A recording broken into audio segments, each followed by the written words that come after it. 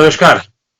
देश और दुनिया में इस समय बहुत कुछ चीज़ें बदल रही हैं और बहुत हालात ऐसे बदल रहे हैं जिससे आने वाले दिनों में ऐसा लगता है कि कुछ उथल-पुथल होने की संभावना है।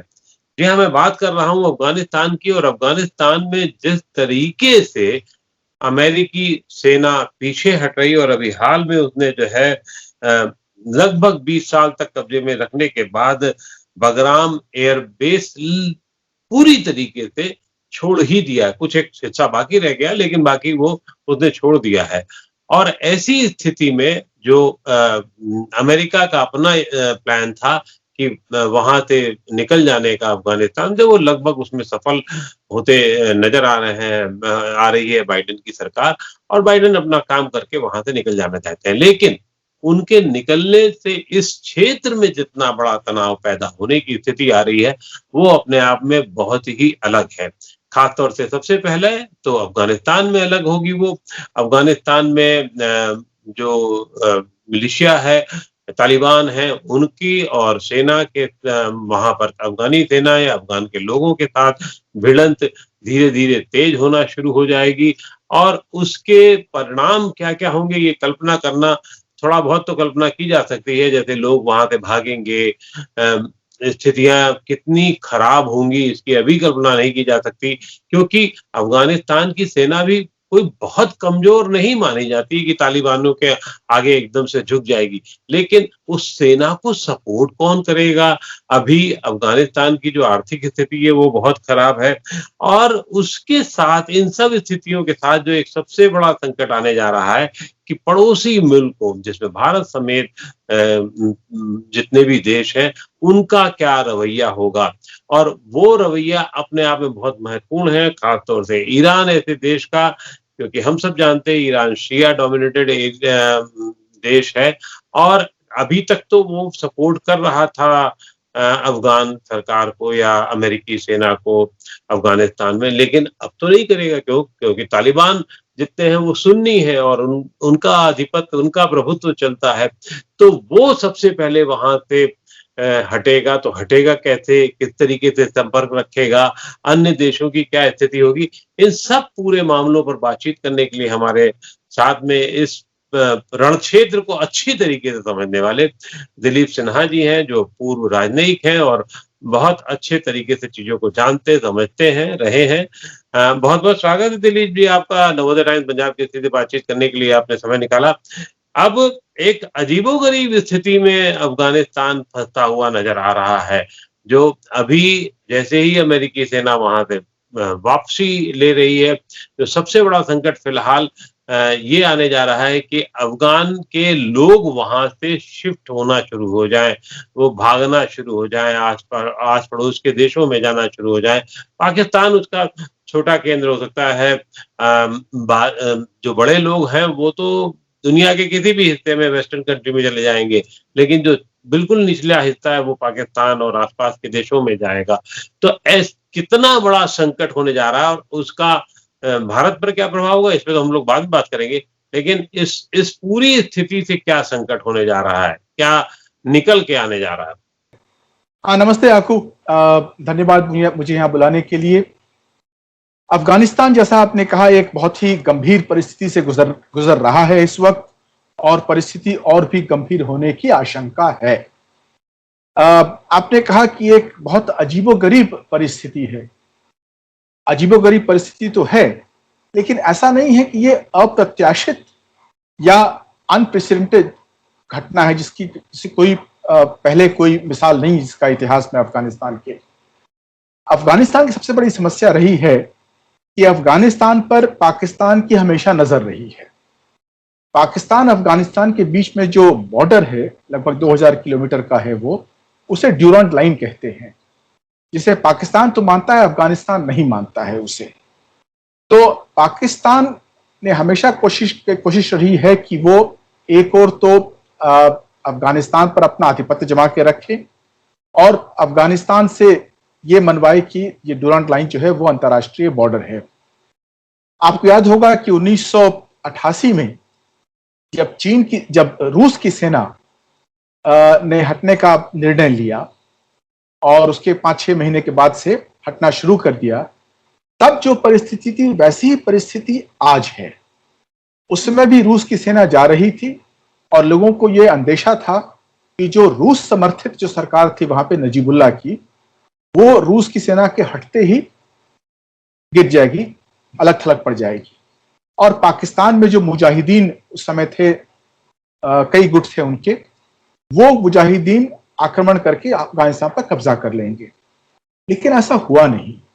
नजीबुल्लाह की सरकार 3 साल तक सत्ता में रही। केवल कुछ सीमावर्ती इलाकों में मुजाहिदीन का कब्जा रहा और नजीबुल्लाह की सरकार 3 साल तक सत्ता में रही वहां पे, और तभी जाकर गिरी जब सोवियत संघ का विघटन हो गया 1991 में।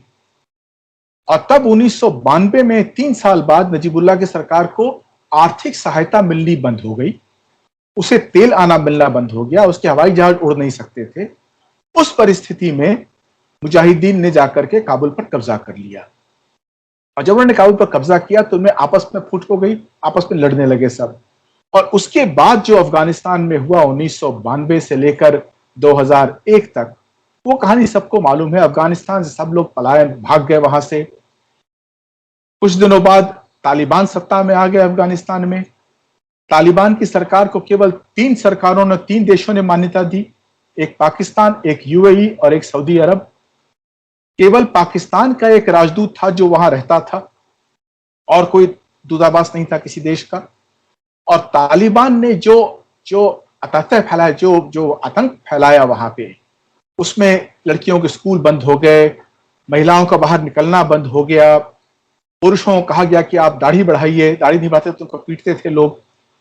तो अफगानिस्तान की आबादी लगभग मेरे ख्याल से 10-15% बच गई थी वहां पे, बाकी सब लोग भाग गए थे। कई लोग पाकिस्तान भाग के आ गए, कई पश्चिमी देशों में चले गए, कुछ भारत में आए, कुछ ईरान चले गए। तो 2001 में जब अमेरिका ने आक्रमण किया और उसके बाद जब तालिबान और अलकायदा दोनों भागकर पाकिस्तान आ गए, तब अमेरिका ने प्रयास किया कि अफगानिस्तान को एक राष्ट्र के रूप में निर्मित करें, और वो प्रयास काफी हद तक सफल भी रहा। जहां अमेरिका सफल नहीं हुआ वो था अलकायदा को अफगानिस्तान में पकड़ने का। अलकायदा के लोग सारे भाग के पाकिस्तान आ गए और अमेरिका को लगभग 8-9 साल लगा सारे अलकायदा लीडरों को मारने में। पाकिस्तान में घुस कर मारा अमेरिकी ने, बिन लादेन को मारा और भी अलकायदा नेताओं को मारा।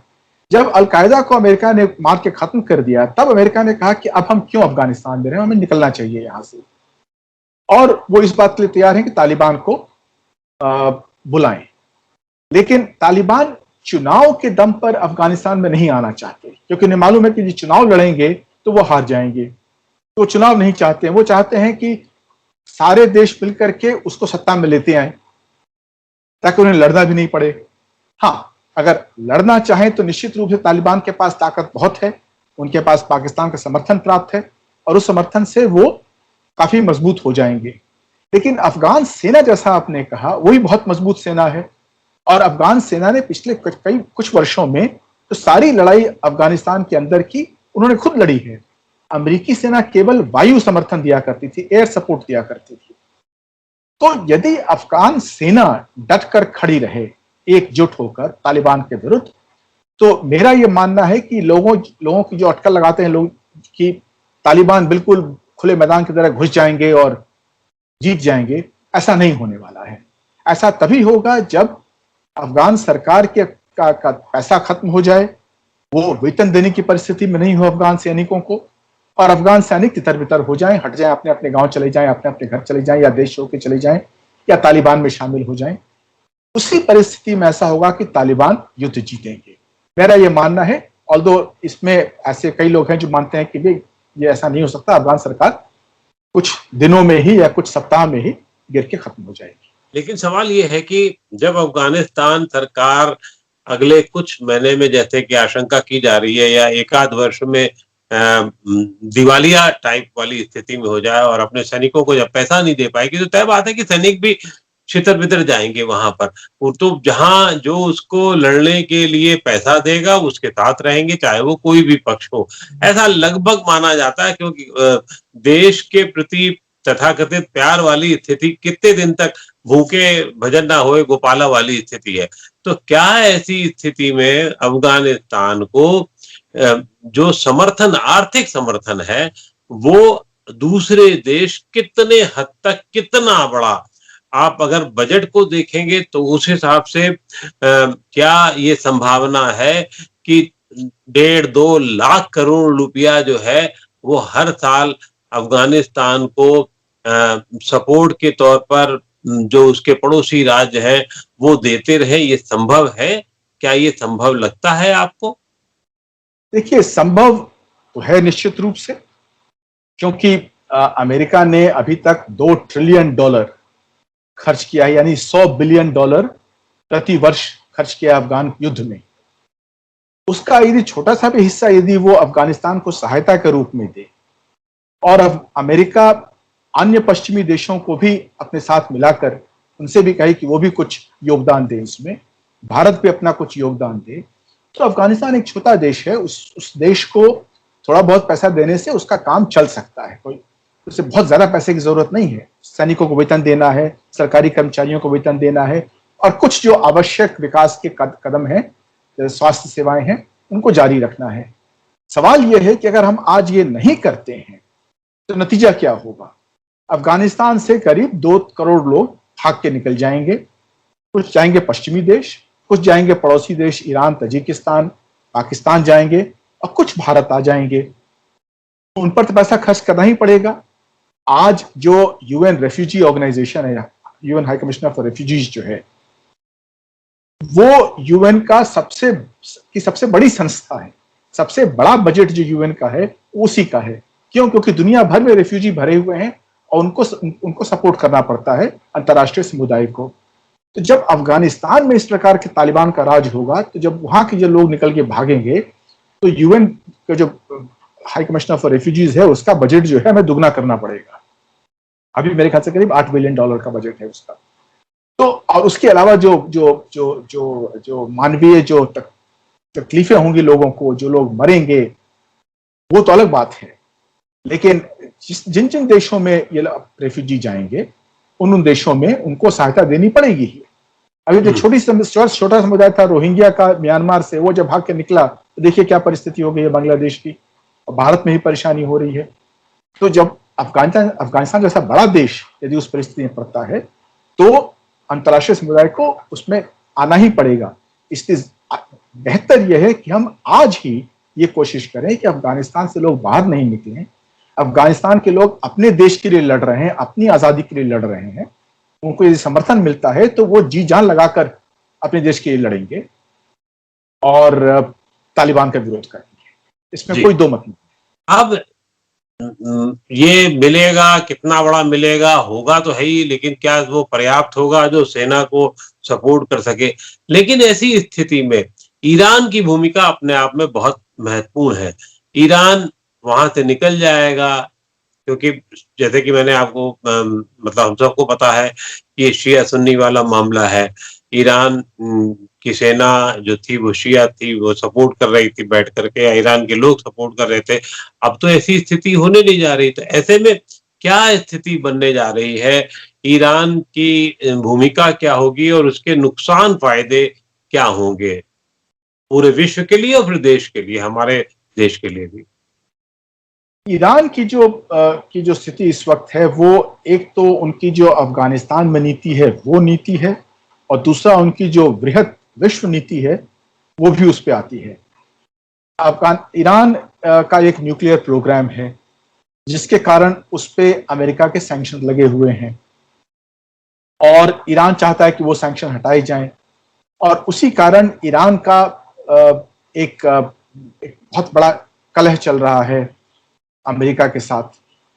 और उसी कारण ईरान ने इस दौरान तालिबान का समर्थन किया, जबकि तालिबान एक सुन्नी अतिवादी सुन्नी संगठन है और ईरान सुन्नियों का घोर दुश्मन है, शिया देश है। लेकिन जब अमेरिका निकल जाएगा बाहर अफगानिस्तान से, तब ईरान की जो मुख्य आपत्ति है अफगानिस्तान में, वो है कि वो अमेरिका विरोधी है। अमेरिका निकल गया बाहर, तब ईरान को अपनी नीति का पुनर्मूल्यांकन करना होगा और देखना होगा कि यदि तालिबान सत्ता में आ जाते हैं तो अफगानिस्तान में जो शिया रहते हैं, और अफगानिस्तान में काफी बड़ी तादाद में शिया रहते हैं, वहां एक समुदाय है हजारा करके, वो शिया होते हैं, जिन पर कि कई दफा तालिबान ने आक्रमण किया है और कई लोगों को मारा भी है, आज भी मार रहे हैं और पहले भी जब सत्ता में तभी मारते थे। बल्कि हजारों की स्थिति बड़ी दयनीय हो गई थी तालिबान शासन में। तो उस समय जब तालिबान शासन का खतरा हो जाएगा, तब ईरान को देखना पड़ेगा कि क्या वो तालिबान का समर्थन करना जारी रखेगा या उनका विरोध करना शुरू करेगा। यदि ईरान तालिबान का विरोध करना शुरू करता है तो वो एक बड़ा पड़ोसी देश है अफगानिस्तान का, और वो यदि विरोध करता है तो जो तालिबान विरोधी शक्तियां अफगानिस्तान में हैं, उनको बहुत ताकत मिलेगी इससे। लेकिन अभी की जो स्थिति है, खासतौर से मुझे लगता है धीरे धीरे केंद्रीय भूमिका में आता जा रहा है चीन जिस तरीके से तालिबान को सपोर्ट करता रहा है और अन्य ताकतों को, देश के अन्य देशों को भी वो बाध्य करने की कोशिश करेगा कि वो तालिबान को सपोर्ट करे। तो ऐसी स्थिति में आप क्या देखते हैं कि अफगानिस्तान में क्या होने जा रहा है? कितने देश उसके साथ आ पाएंगे, नहीं आ पाएंगे? चीन की जो नीति है वो है, उसके 2-3 प्रमुख पहलू हैं। एक है कि चीन पाकिस्तान का समर्थन करता है और चूंकि पाकिस्तान अफगानिस्तान पर अपना आधिपत्य जमाना चाहता है, इसलिए चीन उसके साथ रहेगा। दूसरे चीन का उद्देश्य है कि अफगानिस्तान में कई ऐसे बहुत रेयर मिनरल्स हैं, जैसे लिथियम वहां पर बहुत बड़ी संख्या में है, और चीन चूंकि विश्व का सबसे बड़ा मैन्युफैक्चरिंग देश है, उत्पादन करता है, इसलिए ये जो रेयर मिनरल्स वगैरह हैं, इनकी बहुत मांग है चीन में। तो चीन कोशिश करेगा कि वो अफगानिस्तान में घुस करके इन मिनरल्स पर कब्जा कर सके। कॉपर है, लिथियम है और भी अन्य मिनरल्स हैं। तो एक दूसरा पहलू ये हो गया। तीसरा है कि चीन को थोड़ा खतरा भी है। खतरा है कि चीन का जो शिनचियांग का इलाका है, जो पूर्वी तुर्किस्तान का इलाका है, जो मुसलमान इलाका है, वहां पे चीन का घोर विरोध है चीनी शासन के प्रति। और वहां पे जो संगठन है, उनमें कई संगठन इस्लामी आतंकवाद से प्रेरित हैं और उनके कुछ संबंध सेंट्रल एशिया में और पाकिस्तान में भी हैं और अन्य देशों में हैं। तो चीन उससे बहुत डरता है। तो चीन को एक ओर तो चीन समर्थन करेगा तालिबान का, लेकिन दूसरी ओर डरा रहेगा कि कहीं तालिबान समर्थन न करना शुरू कर दें शिनचियांग में मुसलमानों का। पाकिस्तान ने तो साफ साफ कह दिया है कि चीन जो कर रहा है शिनचियांग में, हम उससे मतलब नहीं रखते, हम उसका समर्थन कर रहे हैं। तो चीन जितना भी दमन करे मुसलमानों का शिनचियांग में, उससे पाकिस्तान कुछ नहीं बोलेगा। लेकिन यदि तालिबान ने बोलना शुरू कर दिया तो चीन के लिए मुसीबत खड़ी हो जाएगी। ये तो हुई चीन की नीति। जो मध्य एशियाई देश हैं, ताजिकिस्तान और उज्बेकिस्तान, जो 2 देश हैं जिनका जो कि सीमावर्ती देश हैं अफगानिस्तान के, उन्होंने जब नॉर्दर्न अलायंस था, जब तालिबान का शासन था और तालिबान के विरोधी नॉर्दर्न अलायंस था जिसमें ताजिक और उज्बेक थे और कई पश्तून भी थे, उनका समर्थन मिलता था ताजिकिस्तान और उज्बेकिस्तान से। अब हमें देखना होगा क्या वो देश अब भी तालिबान विरोधी ताकतों का समर्थन करेंगे या नहीं। वो इस्लामी आतंकवाद के विरुद्ध हैं और तालिबान इस शक्ति का समर्थन करता है, इसलिए उज्बेकिस्तान और ताजिकिस्तान डरे तो रहेंगे ही तालिबान से। लेकिन चीन का प्रादुर्भाव मध्य एशिया पर बढ़ा है पिछले 20 वर्षों में, और चीन ये कोशिश करेगा कि ये देश जो हैं वो कम से कम अफगानिस्तान में हस्तक्षेप नहीं करें तालिबान के विरुद्ध। तो अब ये देखना होगा कि ये जो नई जो परिस्थिति पैदा हुई है, उसमें उज्बेकिस्तान और ताजिकिस्तान का क्या रवैया रहता है। बाकी बचे पश्चिमी देश तो खैर अपनी अपनी सेनाएं वापस मंगा रहे हैं, सब कुछ को बुला भी लिया है। तो उनसे जो उम्मीद की जा सकती है और जो उम्मीद अफगानिस्तान भी रख रहा है कि वो अपनी आर्थिक सहायता जारी रखेंगे। अपनी सेना भले ही वापस बुला लें, लेकिन आर्थिक सहायता जारी रखें ताकि अफगानिस्तान सरकार को आर्थिक तंगी का सामना नहीं करना पड़े। कम से कम अगर यदि आर्थिक समर्थन मिलता रहेगा तो वो लड़ने की परिस्थिति में रहेंगे तालिबान के विरुद्ध। रूस एक दूसरा बड़ा देश है जो इस पूरी रणनीति से प्रभावित होता है। इस पर क्या लगता है आपको कि क्या रूस का रवैया क्या रहेगा? रूस का रवैया भी इस वक्त कोशिश तो रूस कर रहा है कि अफगानिस्तान में थोड़ी स्थिरता आए ताकि अफगानिस्तान फिर से इस्लामी आतंकवाद का गढ़ नहीं बन जाए, क्योंकि उससे रूस डरता है।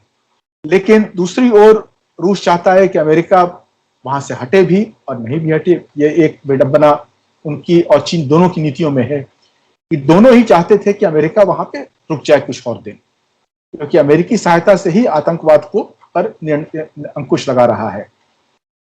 अब रूस के पास इतनी ताकत भी नहीं है कि वो अफगानिस्तान में बहुत ज्यादा हस्तक्षेप कर सके। जो परिस्थिति पहले सोवियत संघ की थी वो अब नहीं है।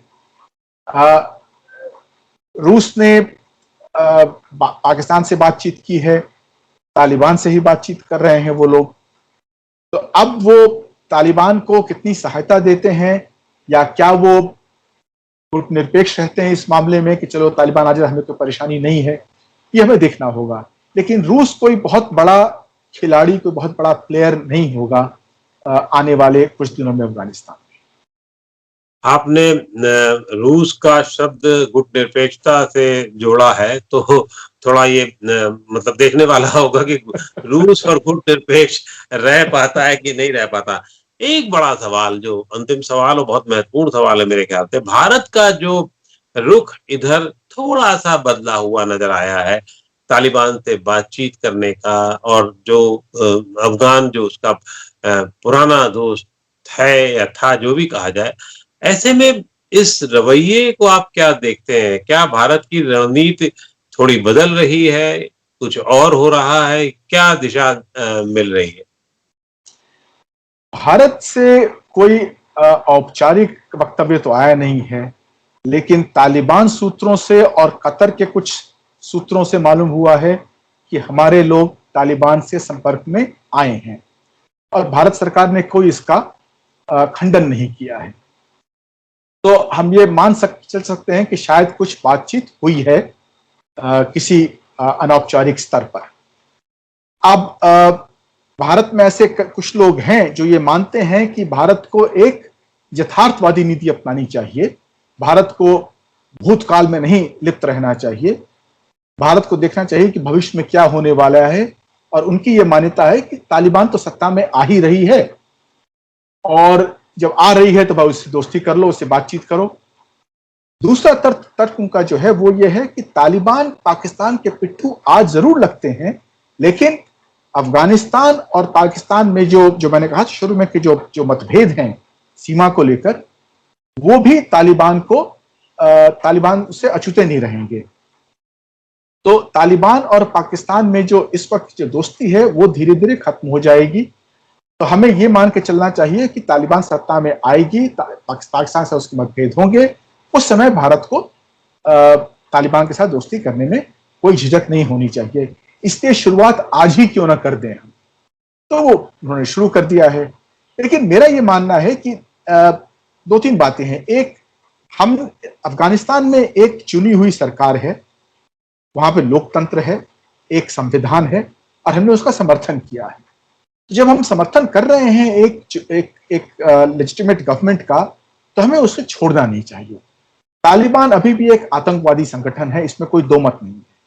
तालिबान की जो नीतियां होंगी, उन नीतियों का सारा सभी समाज विरोध करता है। तो महिलाओं को पढ़ने नहीं देते हैं, स्कूल खत्म कर दिए हैं, बहुत सारी चीजें हैं जहां जो अफगानिस्तान एक जमाने में जितना प्रगतिशील हुआ करता था, जितना आगे था, आज इतना पीछे हो गया है कि उसका यकीन करना मुश्किल हो गया। तो ऐसी स्थिति में तो स्थिति बहुत खराब होने वाली है तालिबान के आने के बाद। तो बिल्कुल तो हम अगर होगी स्थिति ऐसी और हमारे कोशिश करने के बावजूद ऐसी स्थिति होती है तो हम कुछ नहीं कर सकते हैं, हम अपनी कोशिश जारी रखेंगे। लेकिन हम शुरू से ही क्यों, जो हमारे दोस्त अफगानिस्तान में है, अब्दुल्ला है, अशरफ गनी है, जो हमारे दोस्त हैं उनको हम छोड़ के जाकर के एक आतंकवादी संगठन से जाकर चोरी छिपे मिल रहे हैं। मेरी दृष्टि में ये कोई राजनीति, कोई कूटनीति नहीं है, ये मूर्खता है। जब वो सत्ता में आएंगे तब देखा जाएगा, बात करनी हो करके। और हमें ये नहीं भूलना चाहिए कि तालिबान ने समर्थन किया था, षड्यंत्र किया था पाकिस्तान के साथ मिलकर के हमारे हवाई जहाज को अगवा करने का, और 3 बड़े घोर आतंकवादियों को छुड़वाया था, जिन आतंकवादियों ने पाकिस्तान में घुसकर कंधार वाली घटना जो हुई थी, तो हम कैसे भूल सकते हैं उसे। कभी नहीं भूलना चाहिए हमें कि 3 आतंकवादी हमने छोड़े थे, हमारा एक यात्री मारा गया था और हमारी पूरी सरकार को झुकना पड़ा था। जो देश अपना इतिहास भूल जाता है और इतिहास भूल करके अपने दुश्मनों के साथ जाकर उनके पैर छूने लगता है, उस देश में कोई आत्मसम्मान नहीं होता है और उसकी नीतियां, उसके दोस्त भी नहीं बचेंगे। दिलीप जी, एक बहुत रोचक चीज होगी, अशरफ गनी और अब्दुल्ला दोनों विरोधी रहे हैं, अभी तो सरकार चला रहे हैं, लेकिन अब ऐसी स्थिति में तालिबान क्योंकि अमेरिका था तब तो दोनों लोग चल रहा था, अब वर्तमान स्थिति में जब तालिबान की मतलब सीधे सामना होगा तो कैसे क्या कर पाएंगे ये दोनों लोग, दोनों नेता जो विरोधी हैं? देखिए, उम्मीद तो हम ये कर सकते हैं और हमारा प्रयास भी होना चाहिए कि उनमें दोस्ती बनी रहे, वो साथ इकट्ठा रहें, क्योंकि जो खतरा उनके ऊपर है वो बहुत बड़ा खतरा है। और खतरा सिर्फ उनके ऊपर नहीं है, खतरा उनके सारे देशवासियों के ऊपर है, सारी महिलाओं, सारी बच्चियों के ऊपर है, सारे नवयुवकों के ऊपर है। तो ऐसी परिस्थिति में उन्हें, अब तक तो अमेरिका की छत्रछाया थी उनके पास, तो आपस में लड़ रहे थे। अब जब वो छत्रछाया हट रही है और उन्हें इस परिस्थिति को देखना पड़ रहा है कि कल को तालिबान आ जाते हैं, तालिबान उन सबको मार देंगे, जो काबुल में बचेगा उन सबकी हत्या हो जाएगी, जैसे नजीबुल्लाह की हत्या कर दी गई थी। नजीबुल्लाह को तालिबान ने जाकर के संयुक्त राष्ट्र के दफ्तर से निकालकर सामने एक बिजली के खंभे पे लटका दिया था और वो 4 दिन तक मरते रहे थे वहां। ये हशर हुआ था उनका। तो यही दुर्गति उनकी भी होने वाली है यदि वो ऐसा आपस में अपने मतभेद को भूलकर तालिबान से लड़ते नहीं हैं। तो हमारा ये प्रयास होना चाहिए कि हम उनको ये सलाह दें कि वो साथ रहें, हम उनकी सहायता करें, आर्थिक सहायता करें, जो कि हम कर सकते हैं। वो वहाँ की वो लेजिटिमेट सरकार है वहाँ की, और हम कोशिश करें कि जितने दिन हो सके वो वहां पर रहें और लड़ें तालिबान से। और इसमें हम कोशिश करें कि हम जो बाकी जो लोकतांत्रिक देश हैं दुनिया के, वो भी इसमें सहयोग दें। ऐसे पूर्व में कितने इतिहास रहे हैं जब भारत ने आर्थिक रूप से सैनिकों की, दूसरे देशों की सैनिकों की मदद के लिए आर्थिक सहायता की हो? कितने ज्यादा, बहुत ज्यादा तो मुझे नहीं याद पड़ रहे, लेकिन फिर भी क्योंकि आपकी जानकारी ज्यादा होगी, तो कितने ऐसे इंस्टांसेस रहे जहां बहुत दिनों तक, लंबे समय तक सपोर्ट किया हो आर्थिक रूप से? अफ्रीका में जो एंटी अपार्थाइड मूवमेंट था, जाम्बिया में, जिम्बाब्वे में, उसका समर्थन किसने किया था? हमने किया था। पैसा देते थे हम उन्हें, हथियार नहीं देते थे हम, लेकिन उनका आर्थिक समर्थन करते थे, उनका राजनीतिक समर्थन करते थे हम। मालदीव्स में जब आक्रमण हुआ था, एक साउथ अफ्रीकन कोई मर्सनरी था, उसने वाला तो चर्चित है, खैर हमारी सेना गई थी वहां पर। तो श्रीलंका में जब गृह युद्ध हुआ था तो हमारी सेना गई थी वहां पर, उनसे बातचीत करके गई थी। तो हम जो करते हैं वो आक्रमण नहीं करते, हम बातचीत करते हैं। बातचीत करके हमें जो ठीक लगता है कि जो वहां की जनता चाहती है, जो वहां के लोग चाहते हैं, उनका हम समर्थन करते हैं। हम लोकतंत्र का समर्थन करते हैं और शासन और व्यवस्था का समर्थन करते हैं। बांग्लादेश में हमने क्यों हस्तक्षेप किया था? वो भी तो हमारा बहुत बड़ा सैनिक हस्तक्षेप था। वो भी हमने 9 महीने तक हमने तैयारी की, उनसे बातचीत की, उसके बाद विश्व में एक मत तैयार करने का प्रयास किया, उसके बाद हमने हस्तक्षेप किया। तो ऐसी बात नहीं है कि हमने हस्तक्षेप नहीं किया सैन्य रूप से। और मैं ये नहीं कह रहा हूं कि अफगानिस्तान में हमें सैनिक भेजने की जरूरत है। अफगानिस्तान बहुत अच्छे योद्धा होते हैं, उन्हें सैनिकों की जरूरत नहीं है, उन्हें पैसे की जरूरत है। यदि हम वो देते हैं उन्हें तो लड़ने को तैयार हो। जैसे 2 उदाहरण जिनका जिक्र हुआ, बांग्लादेश और मालदीव वाला, ये तो चर्चित रहे हैं और काफी बड़े स्तर पर रहे हैं, लेकिन इस समय कितना हम कर पाएंगे या करना चाहिए, ये एक अलग सवाल है जिसपे एक अलग तरीके से मंथन होगा। और अब अफगानिस्तान की वर्तमान स्थिति को देख करके आगे क्या होता है, इस पे भारत के क्या प्रभाव पड़ेंगे, इनको भी देख करके भारत सरकार निश्चित रूप से कोई सही दिशा में कदम उठाएगी, हम उम्मीद कर सकते हैं।